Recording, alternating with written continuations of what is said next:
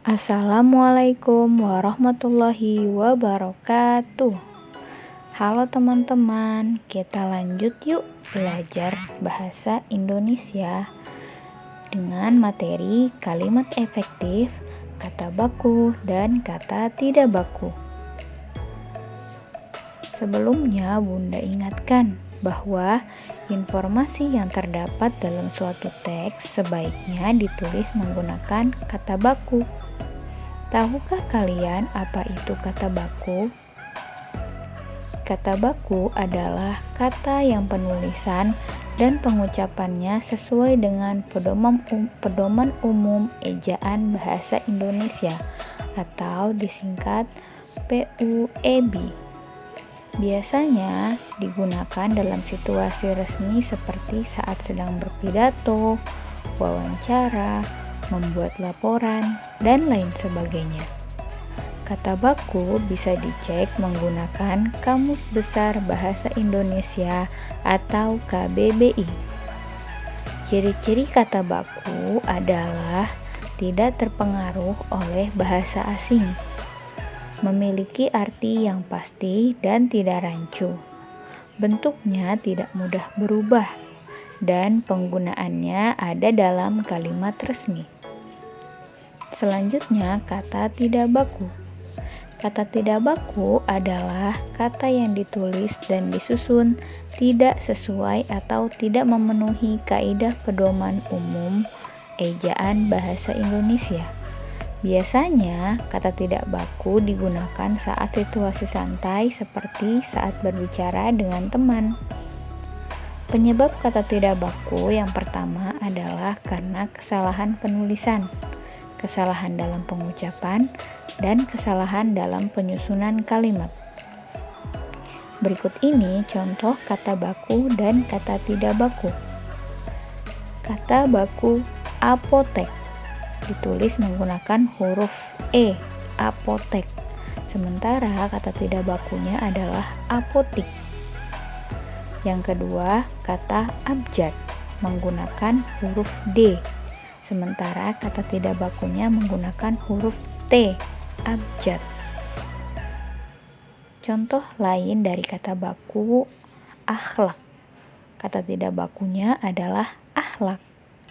Kata baku aktif menggunakan huruf F. Sementara kata tidak bakunya adalah aktif. Contoh kata yang lain adalah aktivitas. Kata baku aktivitas menggunakan huruf V. Sementara kata tidak baku aktivitas menggunakan huruf F. Perhatikan kata-kata berikut ini. Manakah yang termasuk kata baku? Di bawah ini ada beberapa kata: mencontek, nasihat, praktik, zaman, baterai, atlet, cabai, bis, gizi, dan belum. Manakah yang termasuk kata baku? Yuk kita ulas bersama-sama. Kata baku dari mencontek itu adalah menyontek. Jadi, penulisan yang benar dalam sebuah bacaan atau sebuah teks adalah menyontek, bukan mencontek. Selanjutnya, kata baku nasihat. Nasihat ditulis menggunakan huruf I, bukan ditulis dengan menggunakan huruf E yang biasa kita temukan, nasehat. Jadi yang benar adalah nasihat. Yang ketiga ada kata praktik. Yang benar menggunakan huruf I, praktik, bukan praktek. Kalau praktek berarti teman-teman menggunakan kata tidak baku. Selanjutnya ada kata zaman. Menggunakan huruf Z, bukan menggunakan huruf J, zaman. Kalau zaman berarti termasuk kata tidak baku. Kata yang selanjutnya adalah baterai. Penulisan kata baku yang benar adalah baterai, bukan baterai.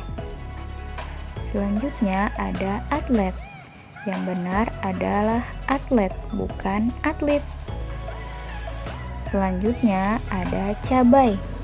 Cabai ditulis menggunakan huruf A dan I. Cabai, bukan cabe. Kata selanjutnya ada bus, menggunakan huruf vokal U, bukan huruf vokal I. Jadi kata baku bus adalah bus, bukan bis. Selanjutnya ada kata gizi, menggunakan huruf Z, gizi. Kata tidak bakunya adalah gigi.